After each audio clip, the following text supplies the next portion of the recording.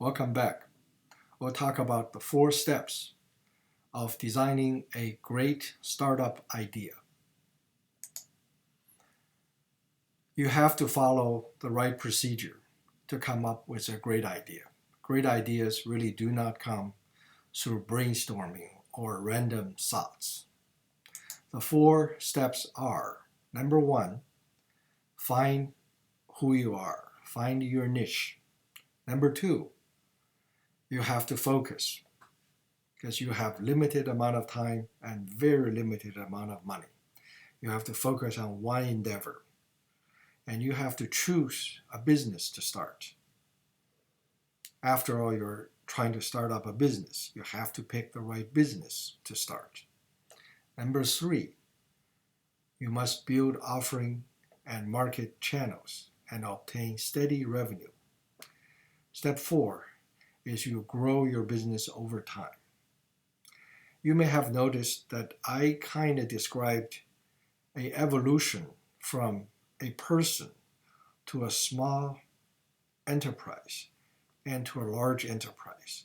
And your thinking process has to follow this. In the past, I have talked about things like 6 essential elements of a business plan and common mistakes that rookie entrepreneurs make, but they don't help you coming up with a great idea. If you follow those 4 steps, you'll come up with a decent idea, much better than your common brainstorming sessions. The 3 stages you must go through are: first, find your niche. Second, find the right business. If you choose to open a business of online bookstore, you have Amazon today. If you choose to make a company focusing on DNA diagnosis, you might have a company such as Nanosphere. Well, Nanosphere doesn't exist today. It's very important to choose carefully what business you want to pick. Just like a person has to choose very carefully about their names, very carefully about their spouse. It's the same thing. You choose what business carefully. But here is a very important caution. You must only choose once. Don't go back.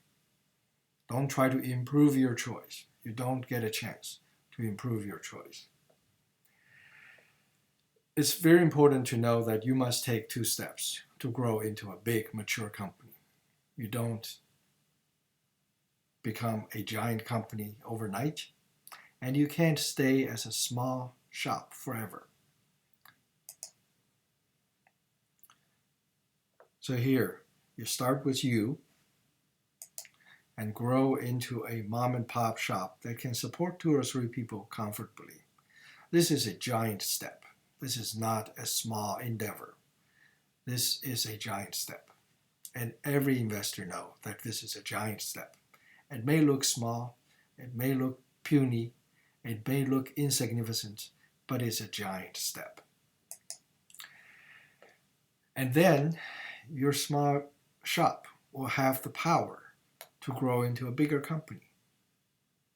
There's a lot of restaurants that stay small forever, but you can't ask for investment to start this. Your shop has to grow bigger. So let's talk about your niche first. Your niche is something that you can do and something you know. You can focus on 3 circles. The first circle is the skills you have. What skills do you have to make a living? The number 2 circle is the industry you know. And the number 3 circle is a market knowledge that you have. For example, someone might be a person who's washing dishes in a restaurant for 10 years. Well, the person might actually know a lot about the restaurant business. But if you are a student who have been in schools for 20 years, your school belongs to the educational industry, but you may not know anything about the educational industry. So don't tell people that just because you have a grandma at home, you know about the elderly care industry. Or don't tell people that just because you have been in school for 20 years, you know about the educational industry.